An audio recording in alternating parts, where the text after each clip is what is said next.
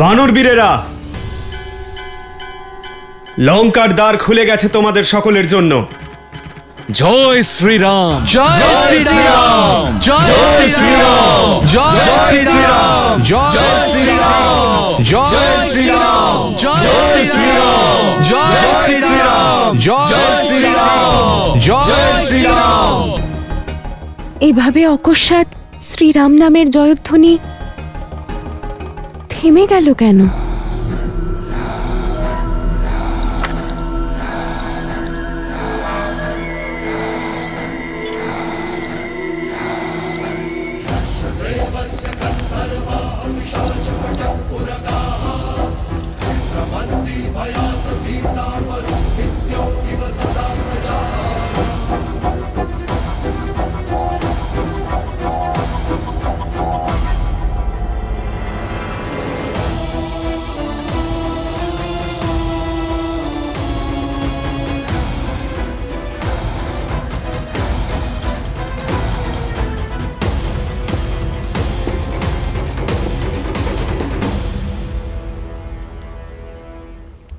সীতা, খারাপ সংবাদ আছে।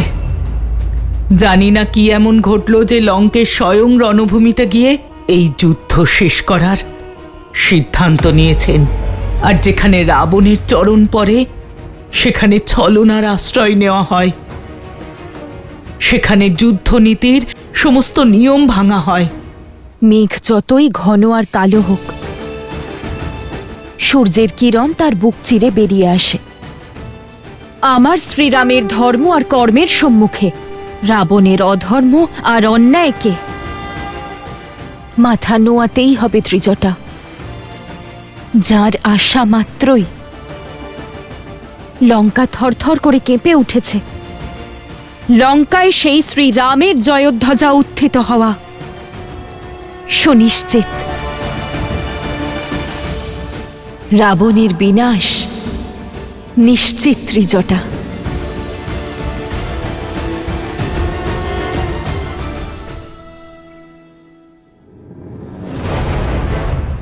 রাম এখানে উত্তর দিকে আছে।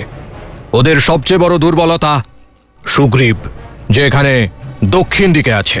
সর্বপ্রথম কুম্ভ আর নিকুম্ভ উত্তর থেকে প্রহার করবে আর সুগ্রীবকে এখানে ঘিরে ফেলবে। কার উপর কিভাবে প্রহার করতে হবে, কিসের দ্বারা করতে হবে, এবার সেটা আমি বলবো। যুদ্ধভূমিতে কি হবে সেই পরিকল্পনা এবার আমি করব।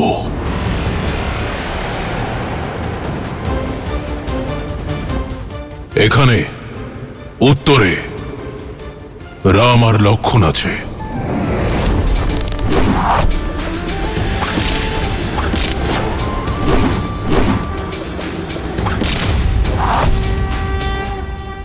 ওখানে দক্ষিণে সুগ্রীব আর অঙ্গদ।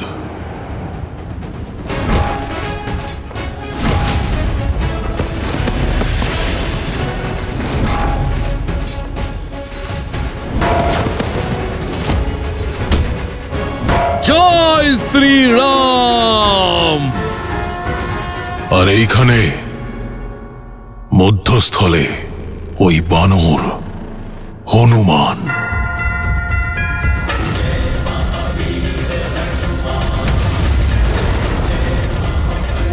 জয় শ্রীরাম, জয় শ্রীরাম, জয় শ্রীরাম, জয় শ্রীরাম, জয় শ্রীরাম, জয় শ্রীরাম, জয় শ্রীরাম, জয় শ্রীরাম, জয় শ্রীরাম। শত্রু যখন রণভূমিতে প্রবল হবে তখন তাকে দুর্বল করার সবচেয়ে ভালো উপায় হলো তাদের সেনানায়কের উপর প্রহার করা।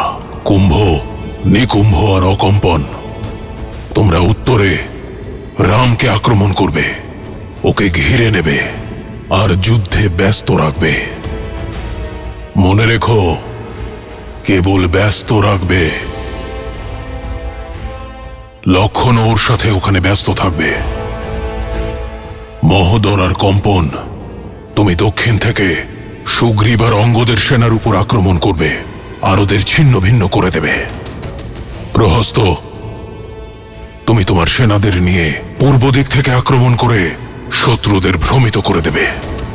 জয় শ্রীরাম জয় শ্রীরাম জয় শ্রীরাম জয় শ্রীরাম জয় শ্রীরাম। প্রহস্ত, প্রধান দ্বার খুলে দাও। কিন্তু মহারাজ, আমি শত্রুর মনোবল তুঙ্গে থাকলে তা ভেঙে দেওয়া আবশ্যক। রাবণ কোনো হিসেব অসম্পূর্ণ রাখে না। আঘাত এসেছে, তার প্রত্যাঘাত তো হবেই। পুরনো হিসেব এখনো বাকি আছে। ওই বনবাসী আর ওর মর্কটদের এবার বুঝিয়ে দেব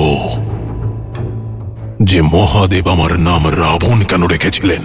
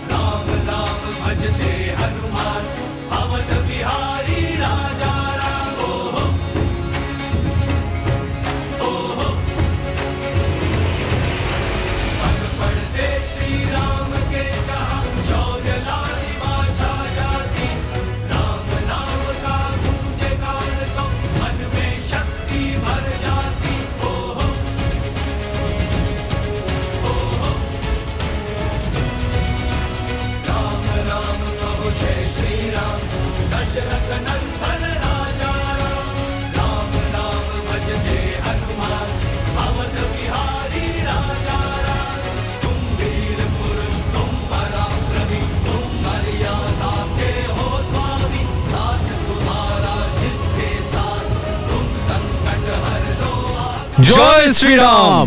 বানর সৈন্যদের উৎসাহ দেখে আমার মনে হচ্ছে যে আমরা আজকেই লঙ্কা জয় করে নিতে পারবো। এগোতে থাকো বীর যোদ্ধারা। আজ আমি শত্রুর গৃহে শ্রীরামের নামের ধ্বজা দেখতে চাই।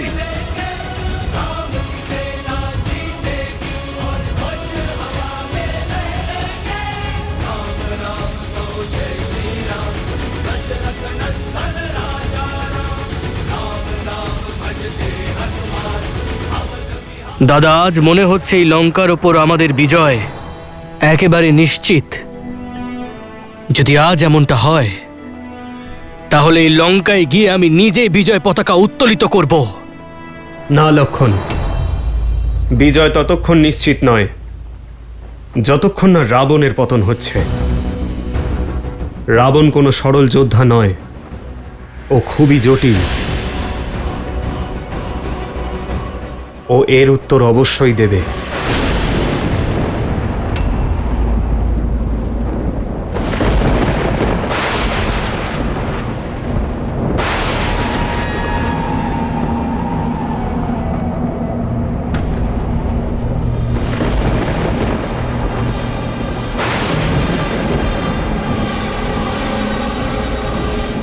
নিজের স্থানে অটল হয়ে থাকো বীর যোদ্ধারা। কেউ এক পাও পিছিয়ে যাবে না। পিছনো নয়, এখন শুধু এগোতে হবে জয়ের লক্ষ্যে। বয়ম রক্ষামহ বয়ম রক্ষামহ বয়ম রক্ষামহ বয়ম রক্ষামহ বয়ম রক্ষামহ বয়ম রক্ষামহ বয়ম রক্ষামহ বয়ম রক্ষামহ বয়ম রক্ষামহ বয়ম রক্ষামহ বয়ম রক্ষামহ বয়ম রক্ষামহ বয়ম রক্ষামহ। এই ধ্বনি, এই ধুলো, এই ঘূর্ণিঝড় নিশ্চয়ই কোনো নতুন বুহের রচনা বলে মনে হচ্ছে দাদা। হ্যাঁ লক্ষণ, আমাদের সতর্ক থাকতে হবে। এ কেবল ধুলোর ঝড় নয়, এই ধুলোর আড়ালে রাবণ অবশ্যই প্রহার করবে। তাহলে আমরাও চুপ করে থাকবো না দাদা, প্রতিকার অবশ্যই করব। অবশেষে বিজয় আমাদেরই হবে। এত সহজভাবে নয় লক্ষণ, কারণ সামনে শত্রু শক্তিশালী।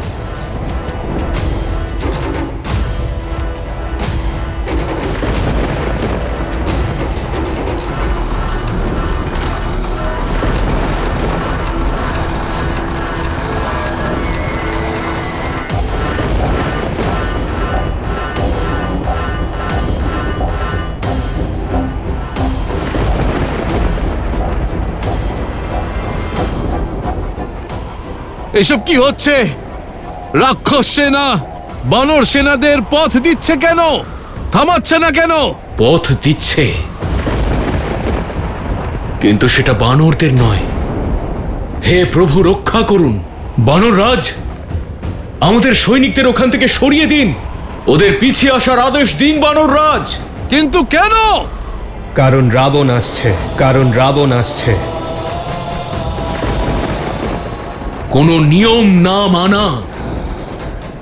যমের প্রভু দশানন লঙ্কেশ রাবণ যুদ্ধভূমিতে আসছেন।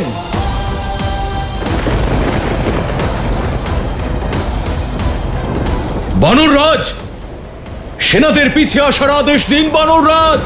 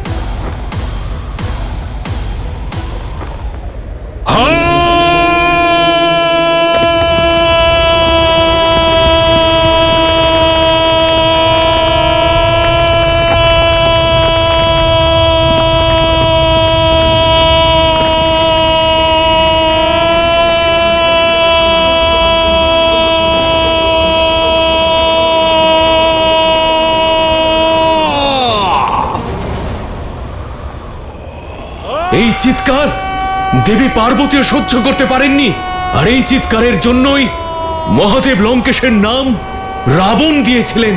এমন চিৎকার যে পাষাণকেও চূর্ণ করবে, লোহাকেও বিভক্ত করবে। সরে যাও, সামনে থেকে সরে যাও।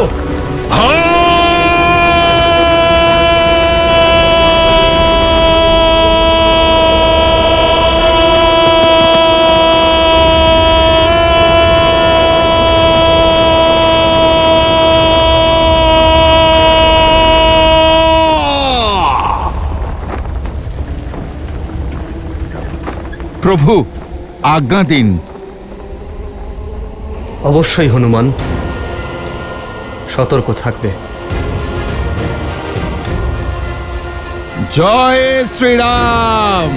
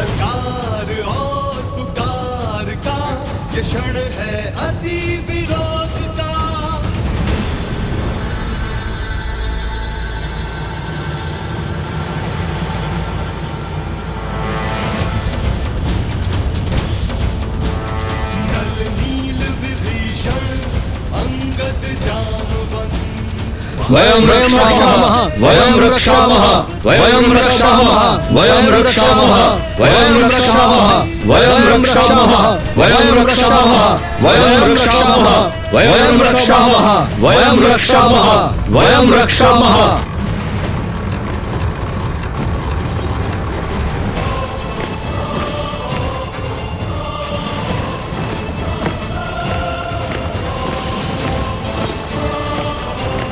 তাহলে এই ব্যুহ রচনা করেছে রাবণ। শুধু তাই নয় মহারাজ, ওই দিকে দেখুন।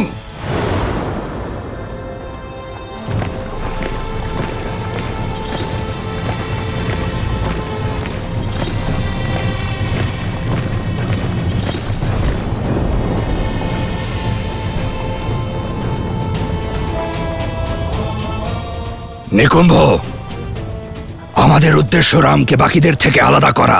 হ্যাঁ, ওর ভাই লক্ষণকে রামের থেকে দূরে করতে হবে। আর তারপর এই লক্ষণের সঙ্গে আমি লড়াই করব।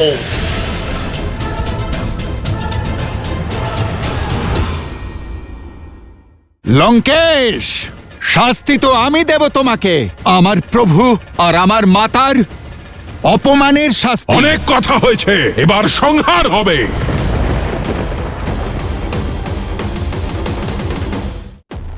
তাহলে এসে গেছো তুমি, তোমারই অপেক্ষায় ছিলাম।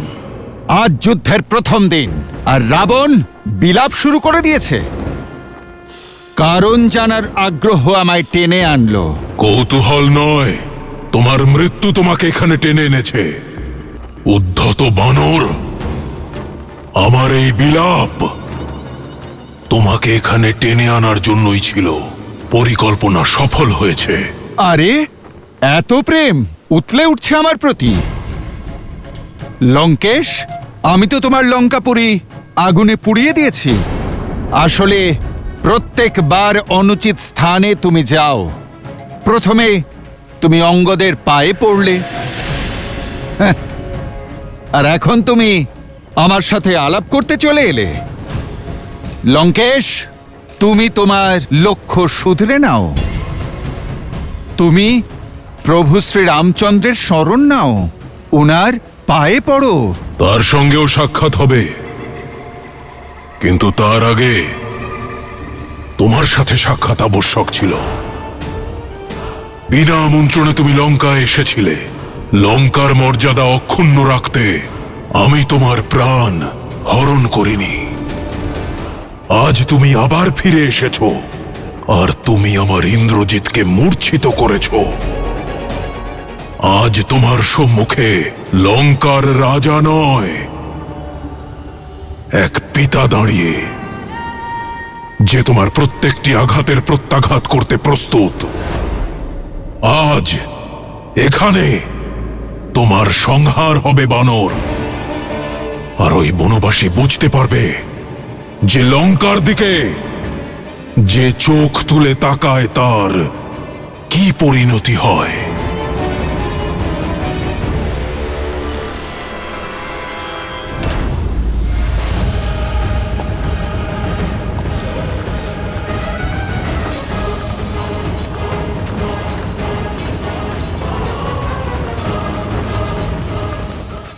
লঙ্কেশ, শাস্তি তো আমি দেব তোমাকে, আমার প্রভু আর আমার মাতার অপমানের অনেক শাস্তি। কথা হয়েছে, এবার সংহার হবে।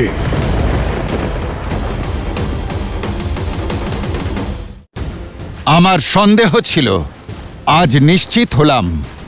অধিক কথা বলার স্বভাব ইন্দ্রজিৎ আর অক্ষয় কুমার পেয়েছে তাদের পিতার থেকেই। লঙ্কেশ, মর্যাদার কথা তোমার মুখে একেবারেই শোভা পায় না। কোন পরস্ত্রীর প্রতি কুদৃষ্টি দেওয়া কোন মর্যাদার উদাহরণ লঙ্কেশ? রাজা হয়ে একজন দূতের অঙ্গ ভঙ্গ করে দেওয়া কোন মর্যাদার উদাহরণ লঙ্কেশ? আমার লেজে আগুন দিয়ে আমাকে গ্লানি আর লজ্জাজনক জীবন দেবার চেষ্টা করেছিলে তুমি। আমাকে মৃত্যুর থেকেও বেশি ভয়ানক শাস্তি দিতে চেয়েছিলে তুমি। তোমার এই নীচ মনোবৃত্তি আর তার মর্যাদার একটা জ্বলন্ত উদাহরণ লঙ্কেশ। লঙ্কার পতনের দ্বার তুমি স্বয়ং খুলে দিয়েছ। আমার মাতা সীতাকে হরণের মহাপাপ করে, আমার প্রভুকে অপমান করে তুমি আমায় শাস্তি দিতে এসেছো। লঙ্কেশ, শাস্তি তো আমি দেব তোমাকে। আমার প্রভু আর আমার মাতার অপমানের শাস্তি। দেখো কেমন বিড়ম্বনা। যখন রাম আর লক্ষণ আমার বোনের নাক কেটেছিল তখন মর্যাদা লঙ্ঘিত হয়নি। যখন তোমাকে বন্দি করতে আমার অক্ষয় কুমার এসেছিল তখন তুমি তাকে বধ করেছিলে। সেটা মর্যাদা লঙ্ঘন ছিল না?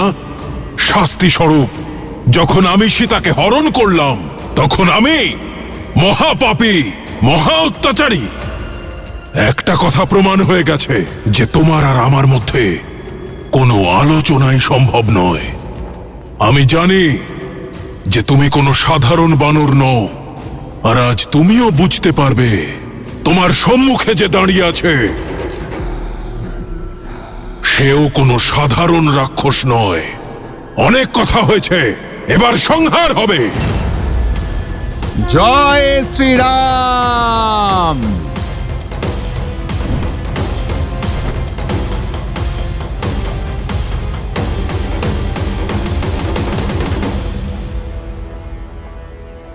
কথা হয়েছে, এবার সংহার হবে।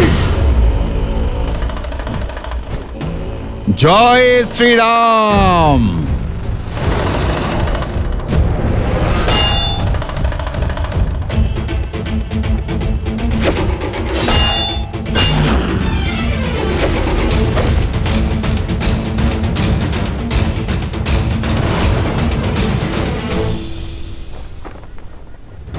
একই দশানন, একটু দেখে শুনে প্রহার করো।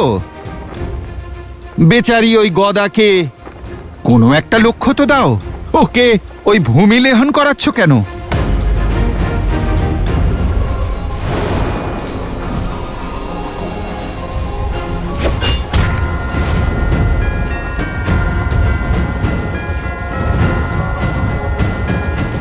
তুমি দশানন, 20টি চোখ তোমার, একটি লক্ষ্য তুমি স্থির করতে পারছো না। কখনো ডান দিক দিয়ে লক্ষ্যভ্রষ্ট হচ্ছ তো কখনো বাঁ দিক দিয়ে। দশানন, একটি লক্ষ্যে একাগ্র থেকে প্রহার করো। নাও, ঠিক আছে, তোমায় আমি শেখাচ্ছি। জয় শ্রীরাম।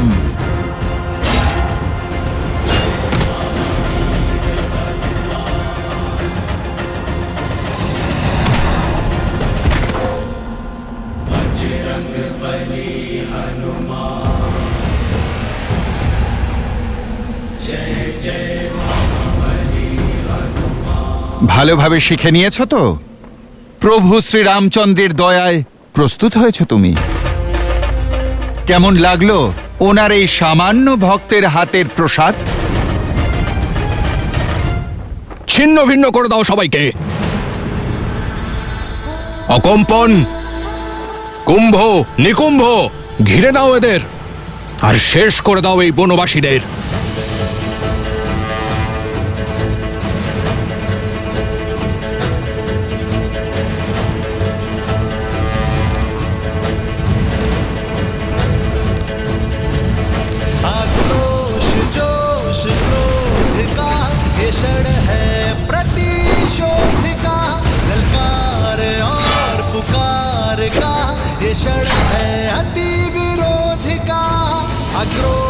जोश क्रोध का ये क्षण है प्रतिशोध का, ललकार और पुकार का ये क्षण है अति विरोध का। ये युद्ध है, महायुद्ध है, राम शांत रावण क्रुद्ध है, क्रुद्ध है। ये युद्ध है, महायुद्ध है, राम शांत रावण क्रुद्ध है, क्रुद्ध है, क्रुद्ध है।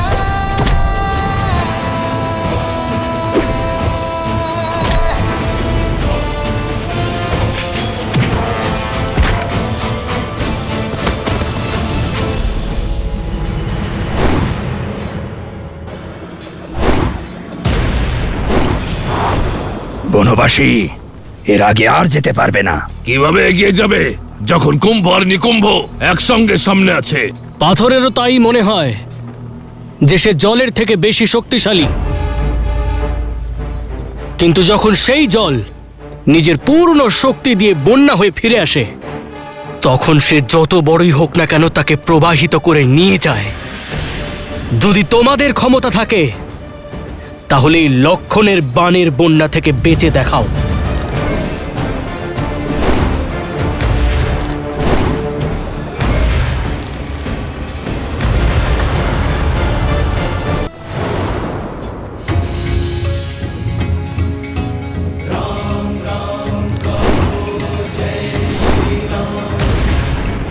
এভাবে পেছন থেকে প্রহার কাপুরুষরা করে, যুদ্ধতে পরিকল্পনা হয় বনবাসে। আর পরিকল্পনা তো মর্যাদা। শুধু শব্দের বাণ চালাবে নাকি যুদ্ধও করবে? মর্যাদা পালন করি, কিন্তু তোমার ওপর আমার বাণ মর্যাদা মানবে না।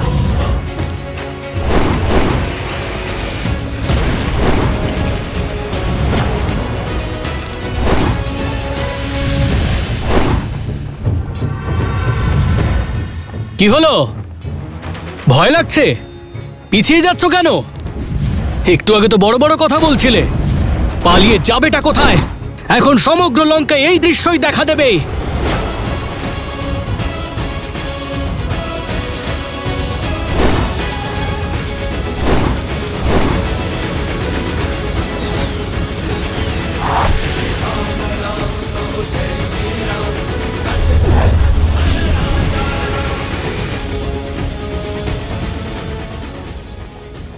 তোমার সঙ্গে যুদ্ধ করতে চাই না আমি, আমার লক্ষ্য অন্য কেউ।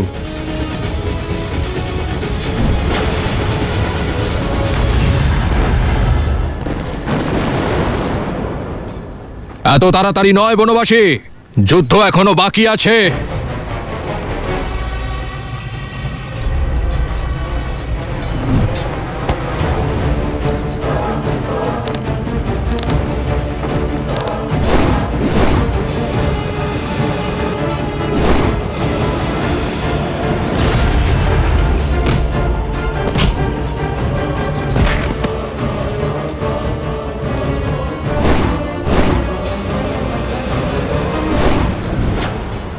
মিত্র, অন্যদিক থেকেও আক্রমণ শুরু হয়ে গেছে। এরা আমাদের ঘিরে ধরেছে। লক্ষণ, ওখানেই দাঁড়াও। দাদা, না এই রাক্ষসদের পরিকল্পনা বুঝতে পারছি আর না মনের ইচ্ছে। এরপর আমরা কি করব? আদেশ করো। লক্ষণ, কেবল ঘিরে ফেলাই এদের পরিকল্পনা নয়, আমাদের সকলকে বিচ্ছিন্ন করতে চাইছে ওরা। এখানে উপস্থিত সকলেই যোদ্ধা। প্রহার যদি সব দিক থেকে হয় তাহলে প্রত্যুত্তরও সেভাবেই দিতে হবে। মিত্র, সকল বানরদের একত্রিত করো। আমরা ভিন্ন ভিন্ন হয়ে লড়ব না। সবাই প্রত্যাঘাত করবে আর মাঝখানে একত্রিত হবে। জয় শ্রীরাম।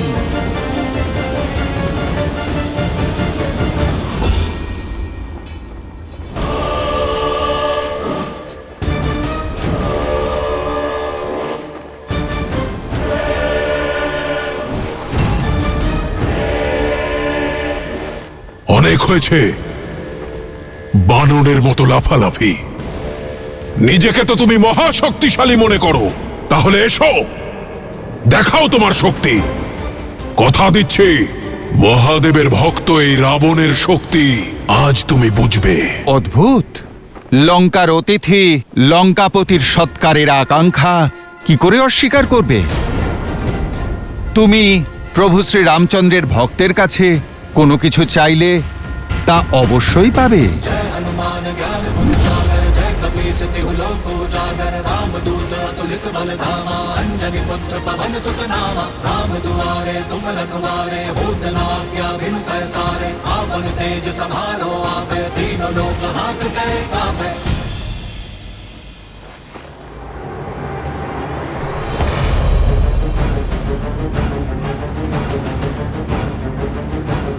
আমার লঙ্কায় আগুন লাগিয়েছিলে, আজ তোমার এমন অবস্থা করব যে আর কখনো ওড়ার যোগ্য থাকবে না। ধুলায় পড়ে কেবল গড়াগড়ি খাবে।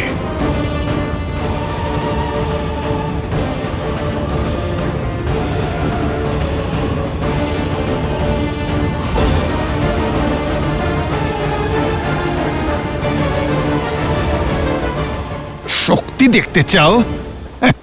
তাহলে দেখো আমার শক্তি, যার ছোট্ট একটা প্রহার তোমার পুত্র অক্ষয় কুমার সহ্য করতে পারেনি।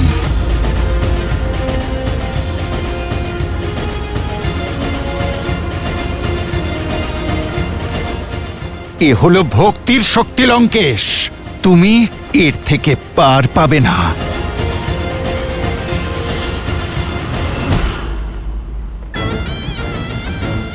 ভক্তের শক্তি এবার তুমি দেখবে, মহাদেবের পরম ভক্তের শক্তি। যে নরকে নারায়ণ ভেবে তুমি পূজা করো, তার সামনেই তোমার প্রাণ হরণ করব আমি।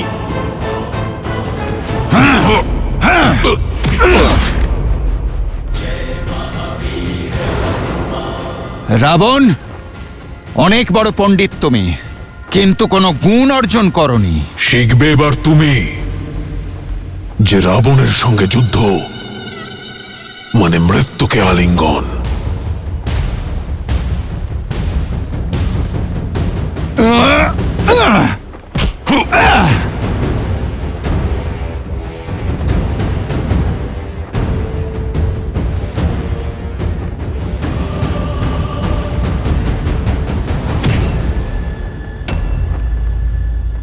নিজেই চলে এলে মৃত্যুর মুখে ওই বনবাসীর জন্য। কে ওই রাম? কি শক্তি আছে ওর? কি সাহস আছে? আমি বলছি কাপুরুষ তোমাদের রাম। ওর ভক্তি প্রচার করে বেড়াও তো। আজ তোমার প্রাণ হরণ করে ওর শক্তির দম্ভ চূর্ণ করব আমি। তোমাদের রামের আত্মবিশ্বাস ভাঙব আর প্রমাণ করে দেব যে তোমাদের বানরদের বুদ্ধি তোমাদের লেজে থাকে।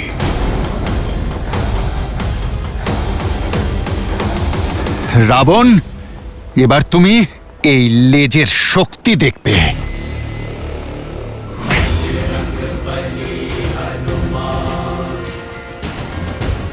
যার মুখে আর মনে প্রভু শ্রী রামচন্দ্রের নাম থাকে,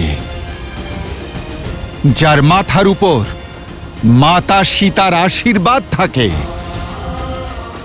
যার কর্মে ধর্ম বাস করে। রাবণ, তোমার মতো অধার্মিক তার এতটুকুও ক্ষতি করতে পারবে না।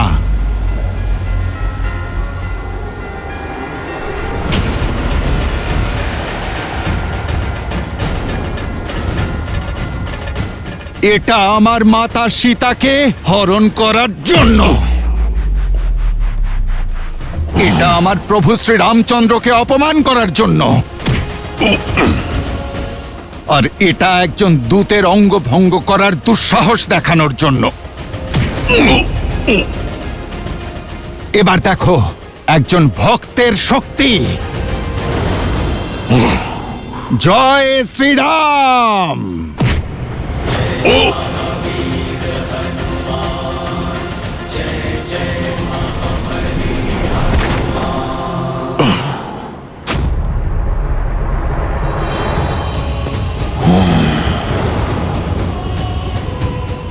যে নামের নাদে তুমি নিজের গর্জন ভুলে গেলে, নিজের ভারসাম্য হারিয়ে ফেললে, তার সাথে কি লড়াই করবে তুমি রাবণ?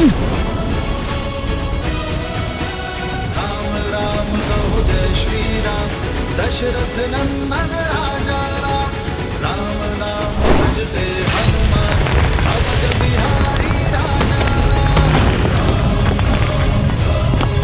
जय श्री राम।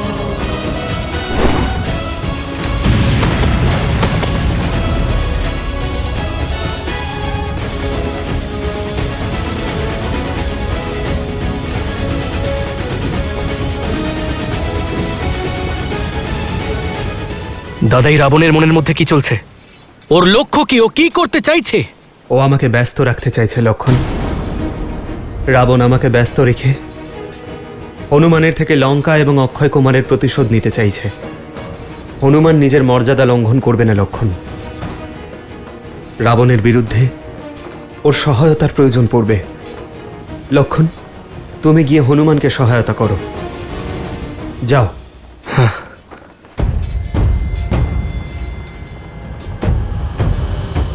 দাঁড়াও লক্ষণ, ওদের আমি সামলাচ্ছি।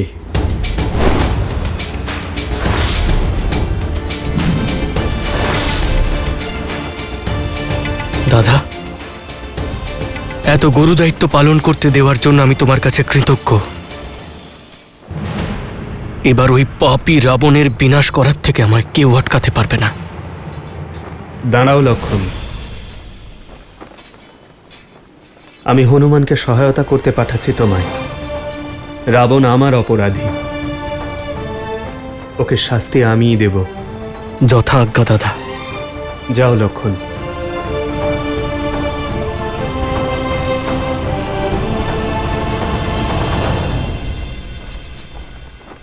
এতই যখন শক্তিশালী, তখন ওই সাধারণ বনবাসীর সঙ্গে কেন আছো? ঠিক বলেছ তুমি। রাম ভক্ত সাধারণ হতেই পারে না। আর আমি যে প্রভু শ্রী রামচন্দ্রের সঙ্গে আছি, তুমি আমার প্রহার থেকেও তা বুঝতে পারলে না? উনি হলেন প্রভু শ্রীরাম, আমার মতো সাধারণ এক বানরকে যিনি অসাধারণ করে তুলেছেন, যার নামের সাহায্যে সমুদ্রের বুকে সেতু তৈরি হয়। তিনিই হলেন প্রভু শ্রীরাম। তুমি তো অত্যন্ত ভাগ্যশালী রাবণ। আরও কিছুক্ষণ জীবিত থাকো। যদি আমার প্রভু শ্রীরামচন্দ্র নিজে হাতে তোমাকে হত্যা করার পণ না নিতেন, আমি ওনার পবিত্র চরণের প্রতিজ্ঞা নিয়ে বলছি, প্রভু শ্রীরামচন্দ্রের অপমানের শাস্তি হিসেবে আমি তোমার প্রাণ হরণ করতাম। ধন্যবাদ, কিন্তু আমি তোমাকে সেই সময়টুকু দেব না। আমি তোমার প্রাণ হরণ করব। রাক্ষস আমি!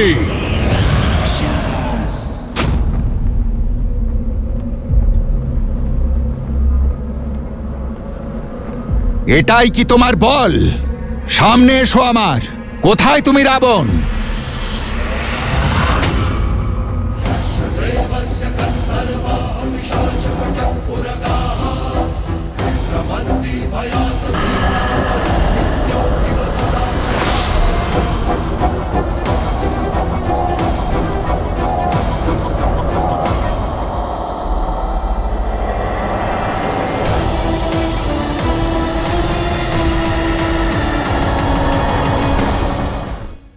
চন্দ্রহাস, এটাই হলো রাবণের মায়া। মৃত্যু কখন তোমাকে আলিঙ্গন করবে তুমি জানতেও পারবে না। হনুমান সংকটে পড়েছে, লক্ষণও পৌঁছয়নি ওখানে। ওকে আটকানো অসম্ভব। এই বনবাসীর একটা ব্যবস্থা করতে হবে। এ তখনই সম্ভব হবে যখন ওর সামনে কোনো বাধা থাকবে। বাধা এখনই প্রস্তুত করছি।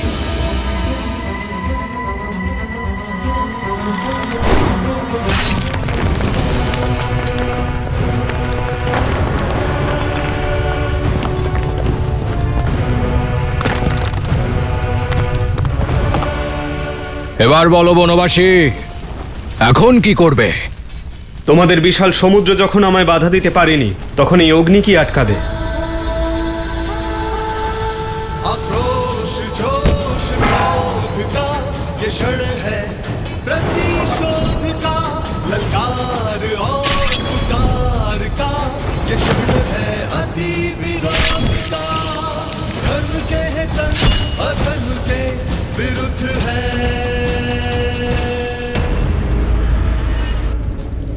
হনুমান,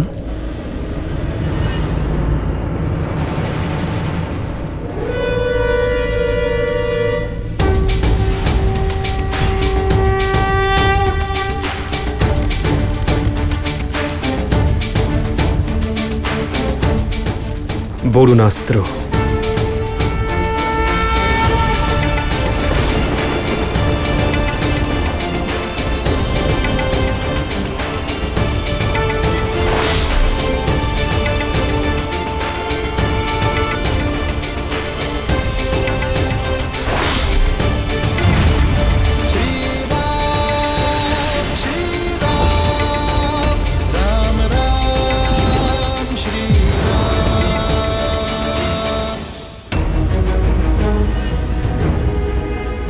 শুধু আর কিছুক্ষণ হনুমান, আমি আসছি। বাকিরা সবাই কোথায় গেল? এ কি রকম মায়া? মায়া নয়, তোমার মৃত্যুর ছায়া এটা মর্কট।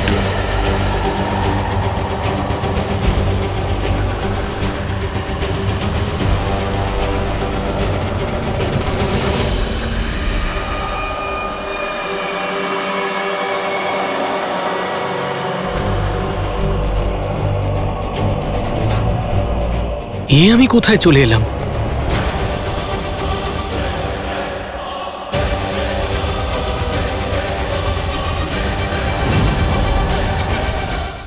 চন্দ্রহাস, এটাই হলো রাবণের মায়া। মৃত্যু কখন তোমাকে আলিঙ্গন করবে তুমি জানতেও পারবে না। হনুমান সংকটে পড়েছে, লক্ষণও পৌঁছয়নি ওখানে। মহাবলী হনুমান কোথায়? আর আমাদের বানর সেনা কোথায়?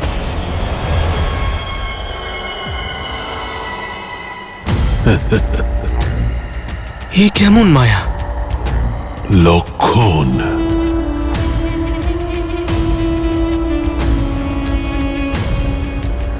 চন্দ্রহাস,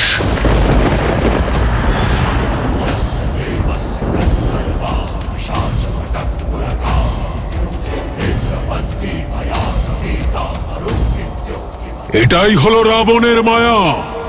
মৃত্যু কখন তোমাকে আলিঙ্গন করবে তুমি জানতেও পারবে না। তুমি সৌভাগ্যবান, তাই আমার চন্দ্রহাস তোমাকে আজ বধ করবে।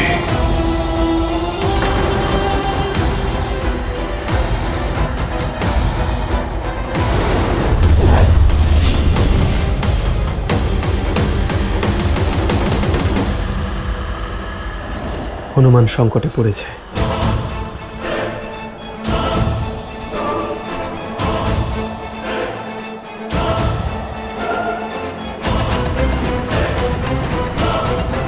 হনুমানকে রক্ষা করার জন্য আগেই মায়া ছিন্ন করতে হবে।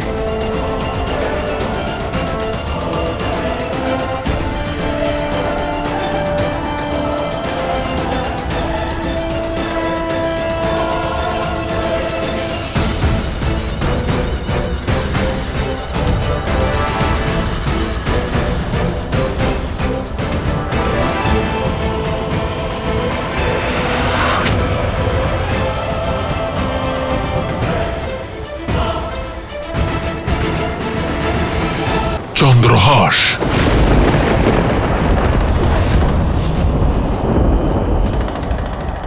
মৃত্যু কখন তোমাকে আলিঙ্গন করবে তুমি জানতেও পারবে না। আমার চন্দ্রহাস আজ তোমার সংহার করবে।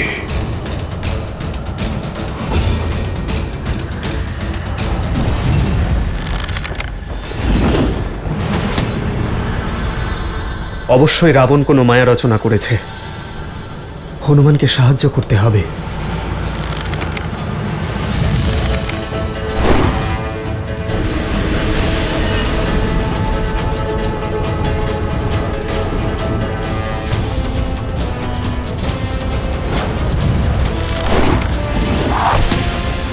श्री राम रण की बेला में धरे जो धीर है, आएगा प्रलय बरसने वाले तीर है।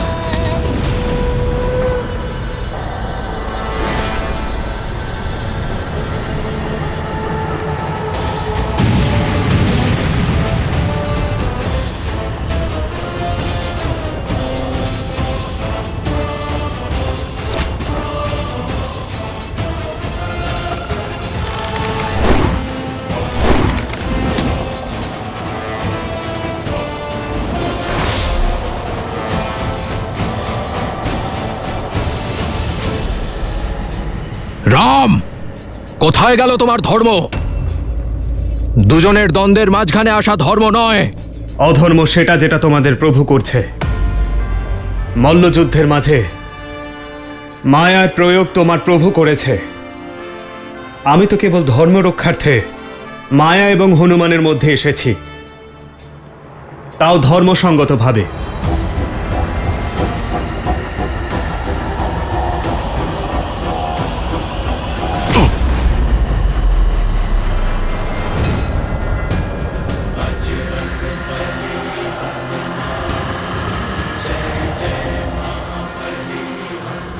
আর তোমার চপলতাও তোমাকে বাঁচাতে পারবে না এই চন্দ্রহাসের থেকে।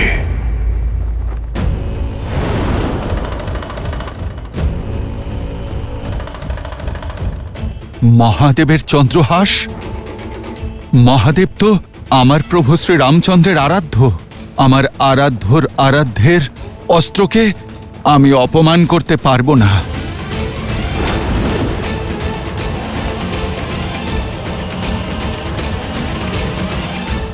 জয় শ্রীরাম, হর হর মহাদেব।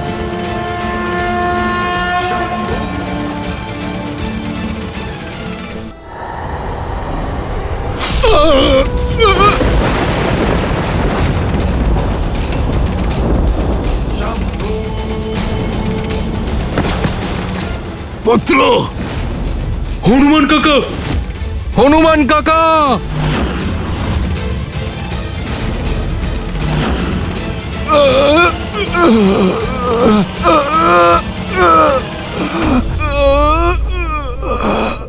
এ কেমন অনর্থ মহাদেব? আপনার অবতার আপনার এই চন্দ্রহাস দ্বারা কিভাবে পরাজিত হতে পারে? পরাস্ত? সংসারে কে এমন আছে দেবী যে বজরংবলী হনুমানকে পরাস্ত করতে পারে? পরাস্ত হবে না অঞ্জনী পুত্র। শুধুমাত্র আমার চন্দ্রহাসকে সম্মান জানানোর জন্য তার প্রত্যুত্তর দেয়নি। জানেন ও কেন এমনটা করল? কারণ ও খুব ভালো করেই জানে যে চন্দ্রহাস হল তাঁর অস্ত্র, যিনি বজরংবলীর আরাধ্যেরও আরাধ্য। এটাই তো বৈশিষ্ট্য এই দুজনের সম্পর্কের, যেখানে একদিকে শ্রীরাম সংসারকে মর্যাদার পাঠ শেখাচ্ছেন, সেখানে অন্যদিকে তার অনন্য ভক্ত হনুমান অন্যের মর্যাদার খেয়াল রেখেছে। কিন্তু রাবণ যদি এই চন্দ্রহাস শ্রীরামের বিরুদ্ধে প্রয়োগ করে?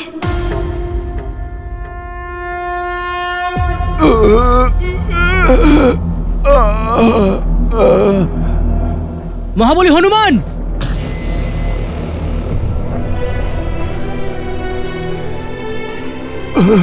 মহাবলী হনুমান, আপনি ঠিক আছেন তো? উঠুন।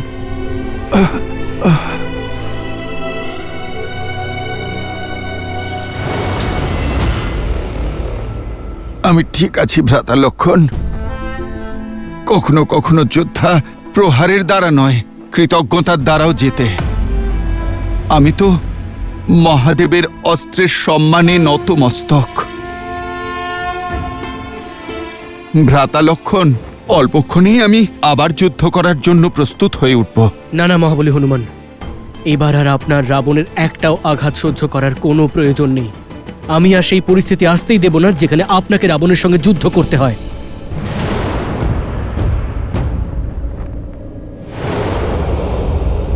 দশানন! আমি দশরথ পুত্র লক্ষণ তোমায় যুদ্ধের জন্য আহ্বান জানাচ্ছি।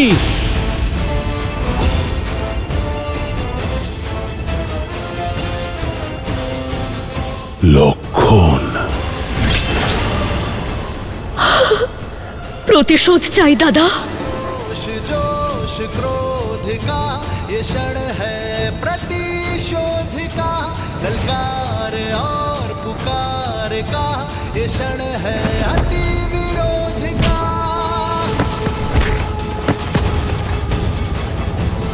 बढ़ रहा है जोश, बढ़ रहे हैं अब कदम। রামের উপর প্রহার করার আগে এই লক্ষণের উপর প্রতিশোধ নেব শূর্পণখার হয়ে।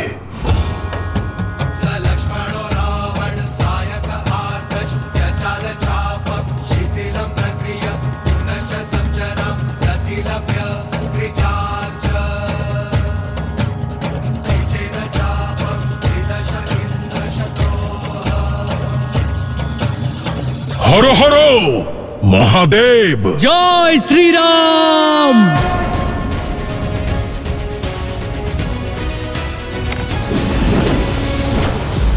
লঙ্কেশের পথে বাধা সৃষ্টি করার শাস্তি দাও ওকে। নিকুম্ভ, অকম্পন, প্রহার! শত্রু চারিদিক থেকে আক্রমণ করছে মিত্র, কি করব? তাই যা ওরা চাইছে, বাকিদের থেকে আমায় ভিন্ন করতে চাইছে। করতে দিন ওদের, আসতে দিন আমার সম্মুখে। মিত্র, আপনি গিয়ে হনুমানকে সামলান। ওদের জন্য গুরু বশিষ্ঠর শিষ্যই যথেষ্ট।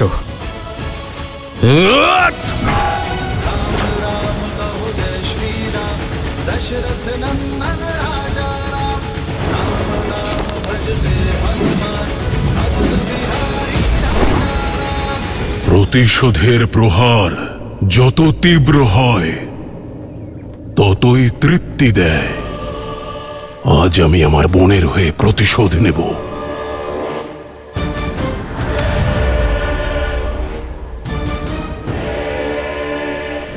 তোমার এই অসম্পূর্ণ ইচ্ছে নেই তোমায় এই পৃথিবী ছেড়ে চলে যেতে হবে দশানন।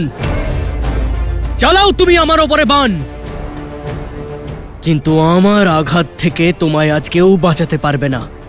অদ্ভুত, যত বড় বড় কথা, অভিজ্ঞতা ততটাই সীমিত। বালক, রাবণের নামের মতোই তার শক্তি এবং মায়া অসীম। কিভাবে প্রতিহত করবে রাবণকে? হয়তো তুমি রঘুকুলের কীর্তির ব্যাপারে অবগত নও রাবণ। তোমায় স্মরণ করিয়ে দিই, মায়াকে কেটে ফেলার অনেক পুরনো অভ্যেস আছে আমাদের ভাইয়েদের। মনে রেখো, আমি শূর্পণখা নই, রাবণ। এক অবলা নারীর নাক কেটে নিজেকে মহাশক্তিশালী ভাবছো।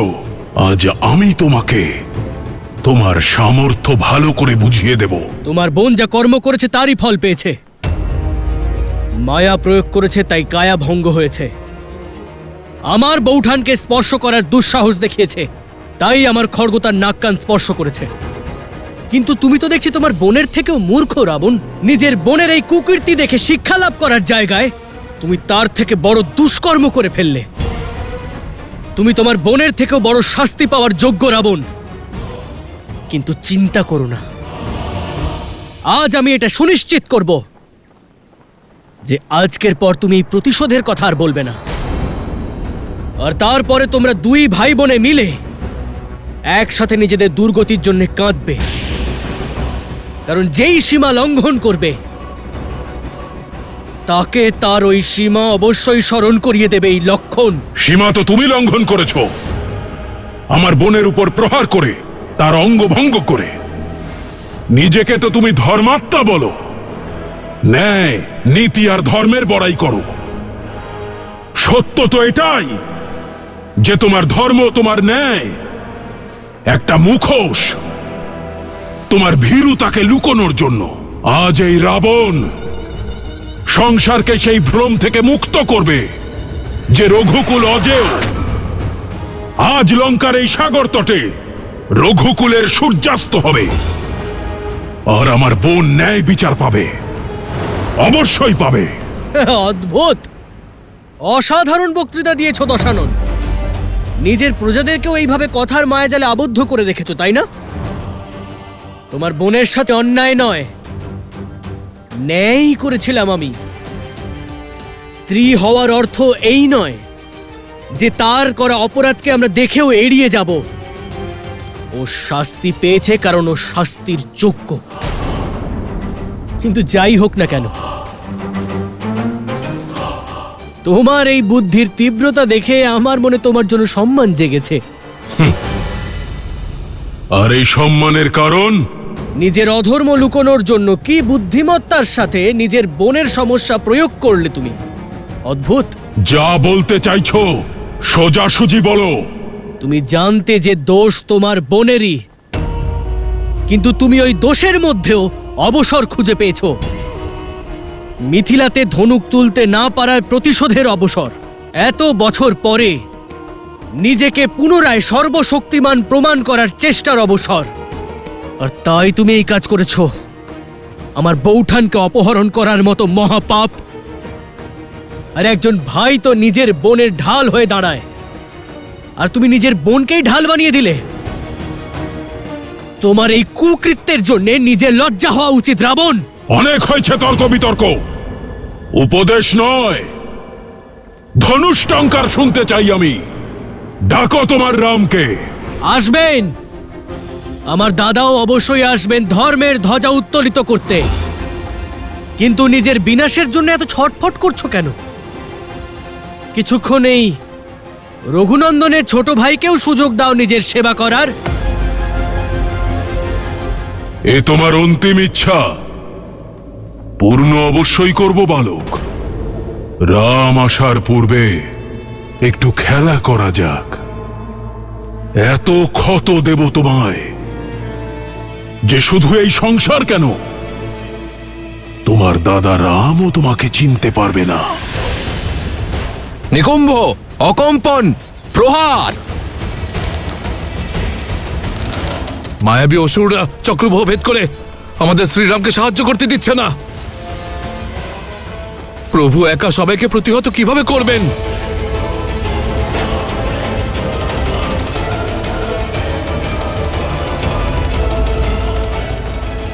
একে প্রভু বাণ নিক্ষেপ করা বন্ধ করলেন কেন?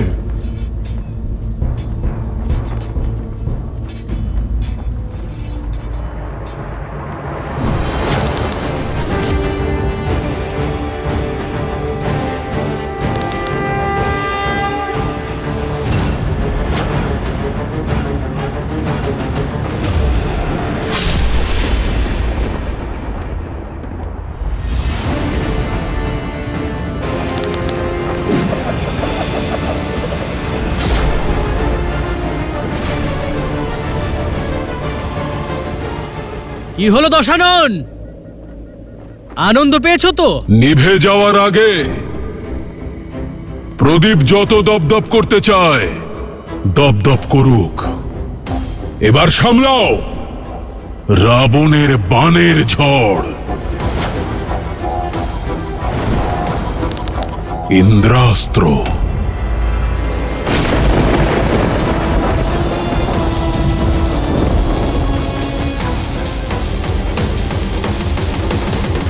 তোমার বৌঠানকে অপহরণ করেছিলাম আমি। তোমার কি মনে হয় তুমি তোমার দাদার প্রাণ রক্ষা করতে পারবে?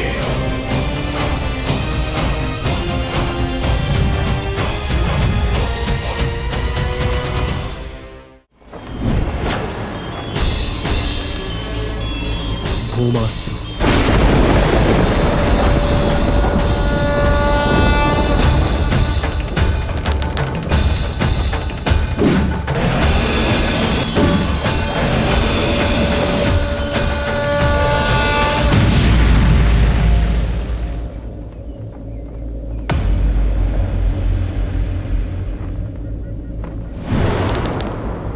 মেঘাস্ত্র।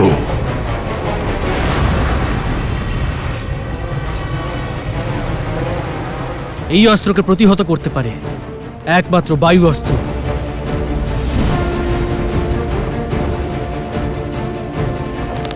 বায়ু অস্ত্র।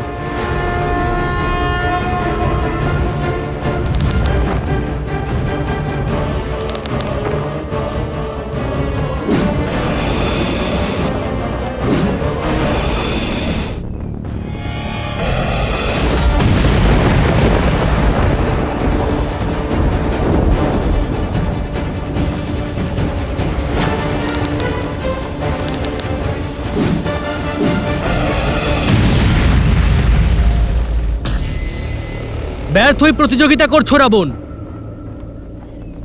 নিজের দাদার রামের ছায়া এই লক্ষণ।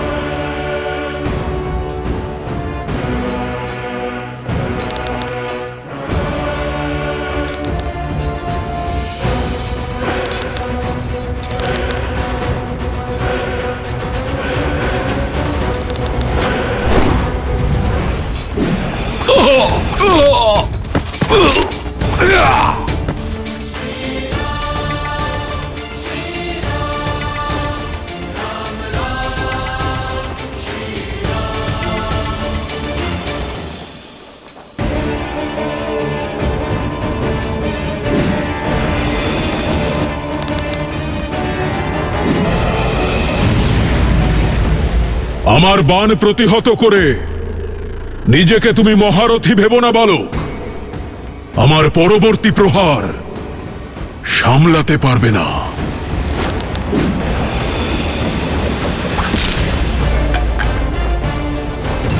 কি হলো? চমকে গেলে? থেমে থেকো না রাবণ, তুলে নাও দ্বিতীয় ধনুক আর চালাও দ্বিতীয় বাণ। কারণ আজ এই লক্ষণ, শ্রীরামের অনুজ লক্ষণ, তোমার সব আঘাত, সব মায়াকে প্রতিহত করবে। চালাও। তোমার বৌঠানকে অপহরণ করেছিলাম আমি, তাহলে কি মনে হয় তুমি তোমার দাদার প্রাণ রক্ষা করতে পারবে?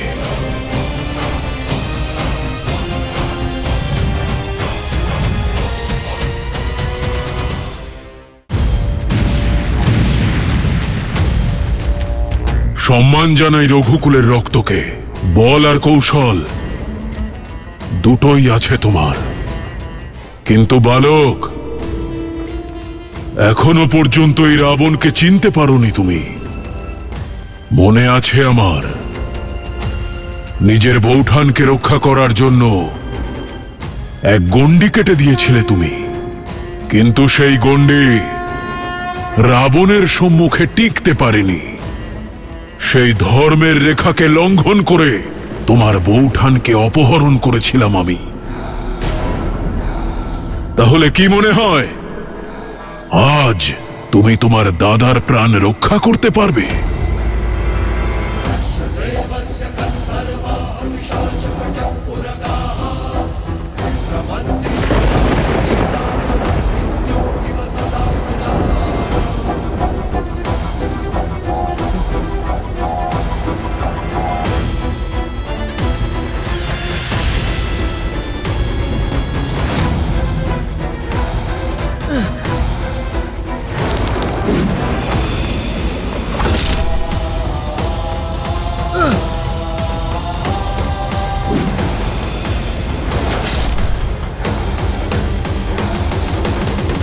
নিজের বৌঠানের অপহরণ আটকাতে ব্যর্থ হয়েছিলে, সেই অপরাধ বোধ থেকে আজও মুক্ত হতে পারোনি। তবে রাবণকে কিভাবে প্রতিহত করবে?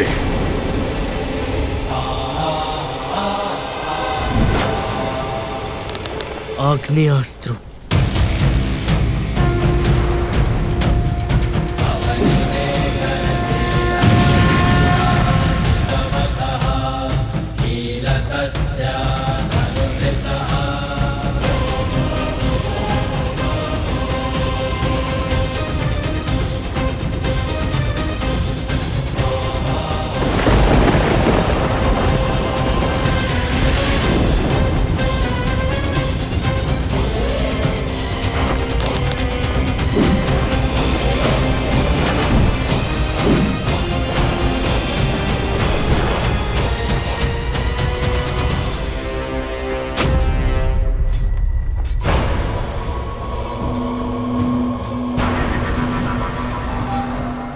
সেনাপতি প্রহস্ত, আমাদের আঘাতের উপাচারের জন্য তাড়াতাড়ি ফিরতে হবে আমাদের।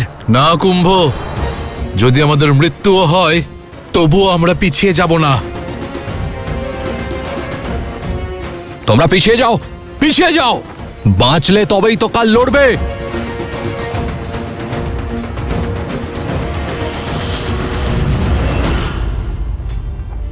জয় শ্রীরাম, জয় শ্রীরাম, জয় শ্রীরাম, জয় শ্রীরাম, জয় শ্রীরাম, জয় শ্রীরাম, জয় শ্রীরাম।